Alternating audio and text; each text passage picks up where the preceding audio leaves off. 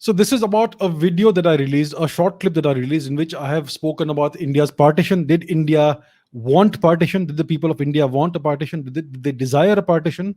And I said that India did not want a partition, and there should have been a referendum about this matter. So many people have written in to me, and this is, so I am showing you a couple of comments that represent what other people have also been saying. So this says that there was a referendum. The 1946 assembly election had been fought completely on a one-point agenda of creation of Pakistan by the Muslim League. The turnout was very high, and lots of Muslims voted for Pakistan. There is another comment like that by Ishan. More than 90% of Muslims voted for the creation of Pakistan in 46 provincial elections, etc. So how can you say there was no referendum? So I hear you guys, and thank you for asking these questions. Unless you ask me questions, we will not have this conversation. So if you feel I am wrong, you need to express yourself as you are doing. That's the only way we can take this forward. So thank you for asking this, and let me explain what I mean. Okay. So I say there was no referendum, but you guys say that there was a referendum. So let's understand a few things about democracy, which we are not taught in our education system.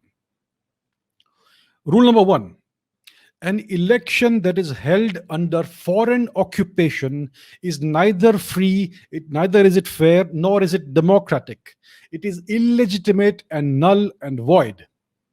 Imagine if there was an election in France during the Nazi German occupation of France during the Second World War. When France was liberated, do you think they would have continued with that assembly or whatever the result of the elections were? No, they would have immediately declared it null and void, right? Because that election was held under Nazi Germany. I mean, how can you consider that election to be legitimate? If China were to hold an election in Tibet today, in Chinese occupied Tibet, would you consider it to be a legitimate election? No, it's a null and void election. It's held under foreign occupation. So how do we even begin to consider an election held under British occupation to be a fair election, a free election, and a democratic election? How do we think that that's the case? It's because our education system doesn't teach us what democracy truly means, right? So this election in 1946 was held under foreign occupation. It was held by the British to legitimize their rule over India and to give India the last basically the coup de grace before they leave.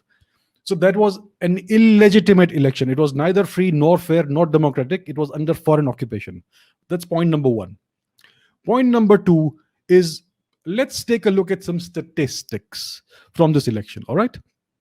So let me share my screen with you. Let me share one of these. Yeah, here we go. So this is an article written by a lady called Rupra Subramanya. The title of the article doesn't matter. Okay. But here are some interesting statistics. Let me make it larger so you can see it properly. So this article says that the 1946 elections, based on the 6th schedule of the 1935 Government of India Act, had a limited franchise, which means that only a small percentage of adults, those with money and property, were eligible to vote.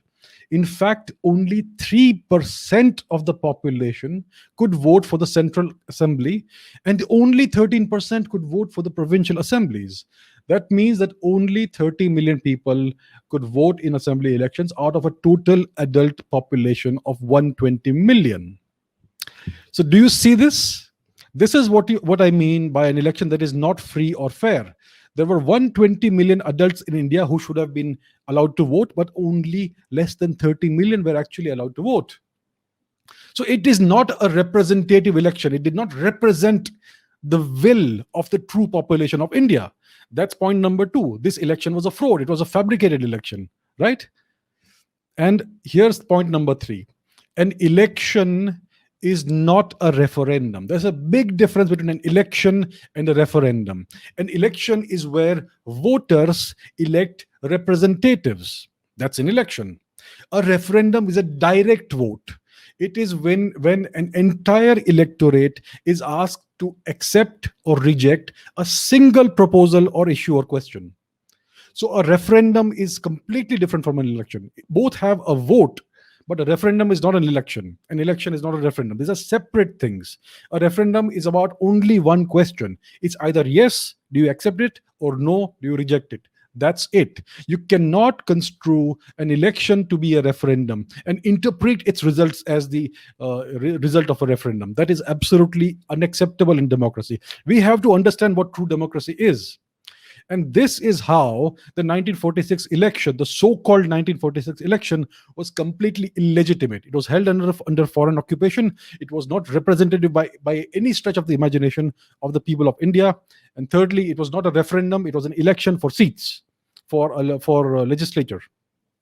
And that's why my point stands, that India was partitioned illegitimately, illegally by the British. They had no business partitioning India. Their only business was to pack up and leave and let the Indians decide what is the future of the country. And that future should have been decided by a referendum in a free and fair election, free referendum in free India, not under British occupation. So that is the point, my friends. Please understand that.